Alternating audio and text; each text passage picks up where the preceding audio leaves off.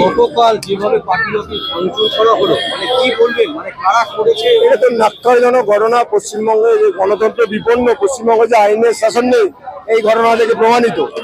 আজকে পুলিশ মন্ত্রী তো বারবার আমরা পদত্যাগ চাইছি এই কারণে। পুলিশ মন্ত্রীর ব্যর্থতা, হিল ছোড়া দূরত্ব এন্টেলি থানা কোনো প্রোটেকশন দিতে পারলো না। আজকে প্রদেশ কংগ্রেসের হেড অফিস আক্রান্ত হয়ে গেল। আজকে যদি তৃণমূল ভবন আক্রান্ত হতো তিনি কি করতেন? আজকে যদি বিজেপি হেড অফিস আক্রান্ত হতো তিনি কি করতেন? আজকে ওই 3 বিস্পতি যারা ধরা পড়েছে তাদের বেল আমরা রিজেক্ট করে এলাম সিয়াল থেকে। সেখানে তাদের বড় বড় দুষ্কৃতীরা বড় বড় উকিল দাঁড়িয়েছে, তাদের সবাই গেছে। তারা ভারতের জাতীয় পতাকায় আগুন ধরিয়ে দিল, তারা ভণ্ডামি করলো, ভাঙচুর করলো, তাদের এরা বড় বড় কথা বলছে।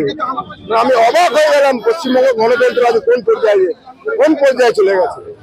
আমরা এর উপযুক্ত শাস্তি চাইছি, যাতে এটা একটা দৃষ্টান্ত হয়ে থাকে যে এরকম ভাবে কারোর পার্টি অফিসে ঢুকে, কারোর বাড়িতে ঢুকে ভাঙচুর করা যায় না। এখানে আইনের শাসন আছে, সেইটা প্রমাণ করার দায়িত্ব পুলিশ মন্ত্রী এবং পশ্চিমবঙ্গ সরকারের।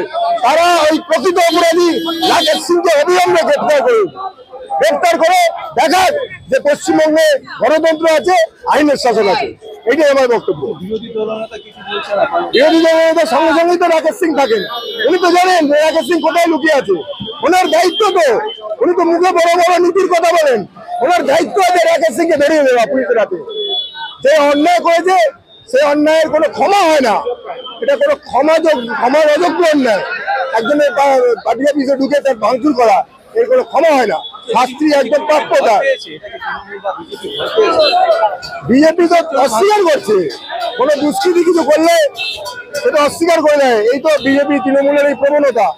কেউ কোনো দলের কোনো দুষ্কৃতি কোনো অপরাধ করলে, আগে শাহজাহান অপরাধ করেছে, শাহজাহানকে তারা অস্বীকার করছে। অনুব্রত যখন অপরাধ করেছে অস্বীকার করছে, সবাইকে অস্বীকার করছে।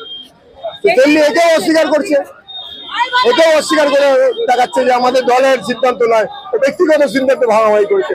দলের ইন্ধন না থাকলে কেউ এত বড় কাজ করতে পারে? একটা পার্টির রাজ্যের প্রধান কার্যালয় সেখানে গিয়ে ভাঙচুর করে এলো, দলের ইন্ধন নেই, আমরা সেটা মানবো?